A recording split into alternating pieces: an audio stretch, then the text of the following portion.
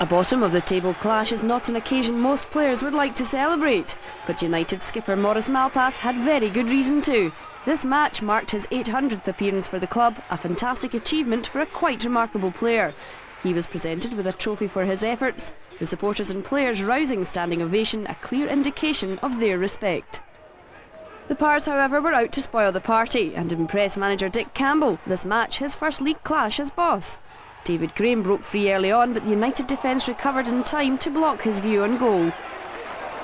Shell Olofsson caused the visitors plenty of problems, but Pars keeper Lee Butler in equally fine form. A well-struck free kick, it takes a slight deflection, but a superb reflex block from Butler. Pars keeper Greg Shields earned his wages when he blocked Neil Duffy's header on the line. Virtually an open goal, but Shields sprints from nowhere to deny United.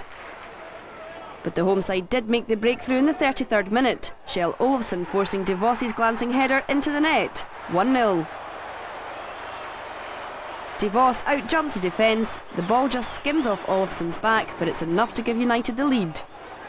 Already sitting 4 points behind United, the Pars knew they had to up the pace, and just 1 minute into the second half they did, Andy Smith grabbing his 9th of the season.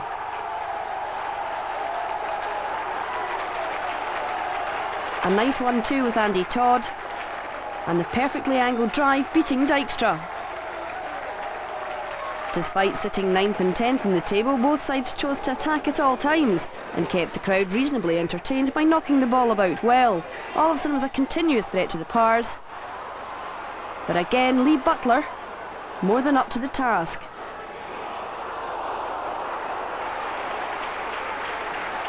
Paul Sturrock replaced Billy Dodds with Alex Matthey. He certainly looked lively enough, but just lacking the final touch on this occasion. United have only won once at home all season. Stephen Thompson tried desperately to double their disappointing tally, but again Butler proving solid.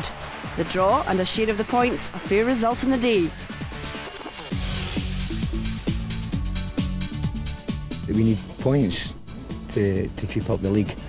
But it's going to be a long haul. That's it down to 39 points now, and we've got to be up and take more than the teams round about us. We've actually gained on 2 teams. I believe Hearts and Aberdeen have lost, so yeah, it's been a very good day for Dunfermline. Did Dunfermline stay up? Oh, silly question. Of course we'll stay up. You enjoyed it? Loved it. I've done everything really. I've played in cup finals, every kind of cup final, Europe included. I've been to World Cup, so I've never missed anything in terms of football. So what are your hopes and ambitions for the rest of the season then? Recover from today's game. I just keep on playing.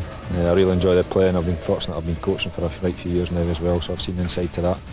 And one day I'll decide to forget about the football and I'll go into the coaching, but I still enjoy the games. I think I can still give something to the team, apart from raising average age. If some of the other players would take a leaf out of his book as far as his attitude and his thought process in games, we wouldn't be in the position we're in. Paul Sturrock clearly unhappy. Stuart McKimmie, the crux of this problem at United seems to be the home record, 1 win all season.